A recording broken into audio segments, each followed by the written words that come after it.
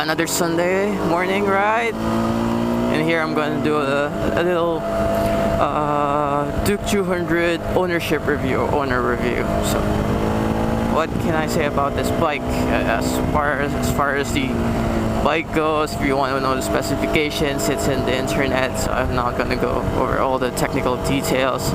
All I know is something about this bike. It's awesome. I mean, it's just a 200cc, but because of its lightweight, it gives very sufficient power. So it doesn't have a lot of top speed, but if you want it, it will give it to you. And its overtaking is really easy, even though it's just a 200. Well, since you don't need a lot of speed when you're riding. All you need is to be able to accelerate from 0 to 60 or 0 to 80 as quickly as you can, so that you can pass the one in front of you. Like this one, I'm doing 40. I'm on 3rd gear, and if I want to pass them, so I don't have a lot of space, but as soon as I get a little straight, I just give it a little gas, and that's it. I'm on 60, and then you just let the engine brake slow you down, throttle, engine brake, no brakes, and then just give it a little throttle while you're cornering, and that's it. You're good. And as far as the handling goes, well, I'm not going to show you how good the handling is, but it's very maneuverable because it has a nice chassis. It has a trellis frame, and then it's very light, so it's very easy to transition from one angle to another. Like this one, I'm going left, and then I'm doing right, and I do a little brake, and then gas again, downshift a little, because my brakes were too high, but I'm going too fast. Nope, I'm just right, and that's it.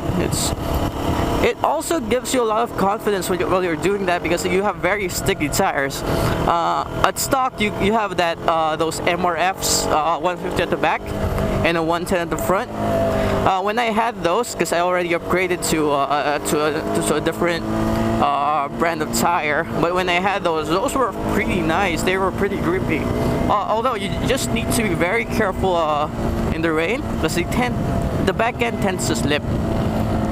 And that's why I upgraded to, after 5,000 kilometers riding it, I upgraded to a Metzeler tires, which are pretty awesome. Those are the same tires that you get from the Duke 390. Now, another thing about the bike, it's a single cylinder, so yeah, it's a little buzzy, which is what you expect. And there's a lot of vibrations, and sometimes after long rides,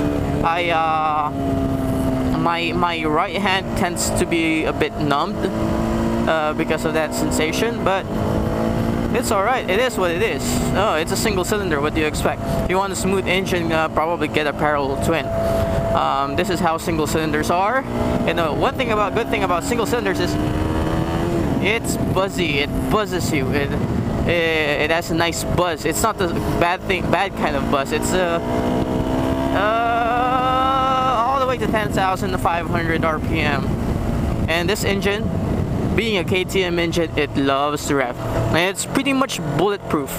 You can just gun it. Well, after you've done the 1,000 kilometer break-in period, and you can just keep gunning it. It loves to rev.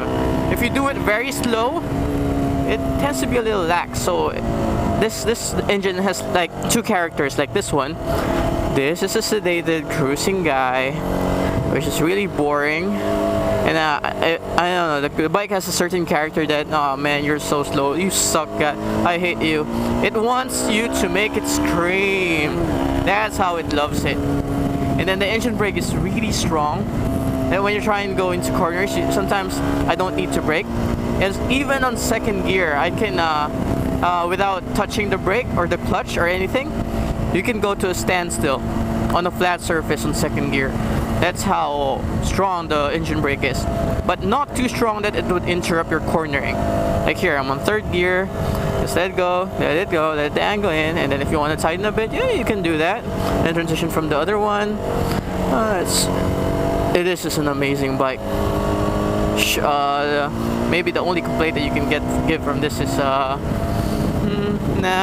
Don't expect a lot of power from a 200, although it has sufficient power. It has a top speed of 140. But then again, you're not going to constantly do 140. You just need to do it 60. As long as you get there fast, you're good. And Clutch pull is nice. It says a 6-gear, 1 up, 1 down, 5 up kind of transmission. Clutch pull is a bit good. I don't know, I can't compare because this is my first bike, but not that light. I felt the Ducati Monster 795's clutch pull. It's much softer than this one, but it's this one, since it's just a 200, it's very easy to it's very easy to use it in stop and go traffic, and the gearing is also very ideal for stop and go traffic. And then when you're on the highway, well, you just put it in 6th gear and just cruise away, 5, 6. But when you're corners like this, you need a lot of gear changes. And here I'm doing 2nd gear. I'm on 2nd gear. Some tricycles are in front of me. Can't pass them because it's not clear. I don't want to be reckless. But once it frees up, you just rev it up. So I'm just here waiting. 2nd gear, looking for the corner.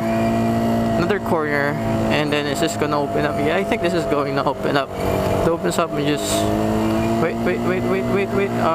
Yes, just one.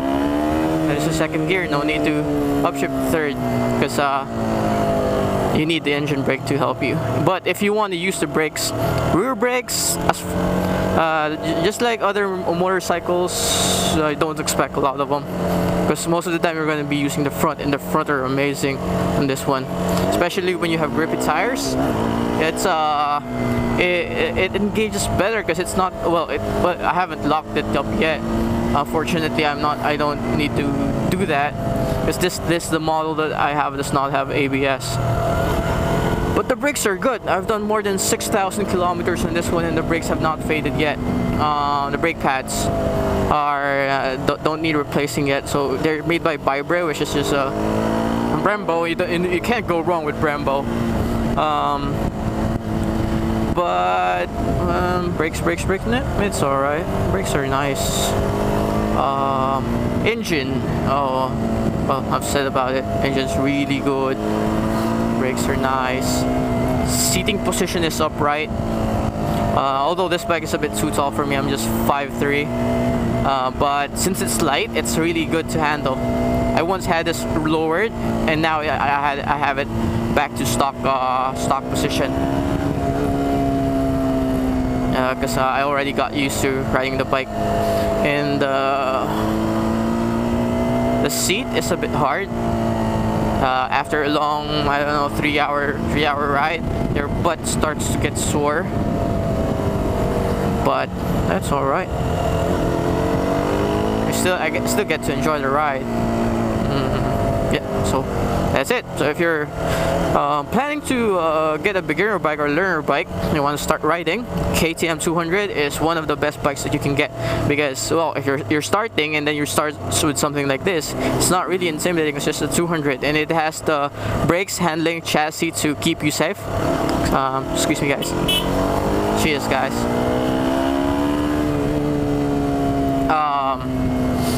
And then well, this is a nice starter bike, and then when you get used to it, you're gonna get that feeling, the itch of maybe you want to upgrade, which is what I'm having right now. But once I get a new bike, I don't think I want to dispose of this, because here in the Philippines, traffic is really bad, and it's not really ideal to use a big bike when you're going to the city. You need a small bike like this. And this bike is pretty large compared to the normal motorcycles that you see here, the scooters, the underbones. Yeah, like that one with a baby. Shit. Baby standing up on a motorcycle being squished by their parents. What kind of parents are you? No, that's it. I'm already in Pagsanghan. That's my this bike is a cracker of a bike, and with a KTM engine you can't go wrong. Alright, ride safe, guys. Cheers.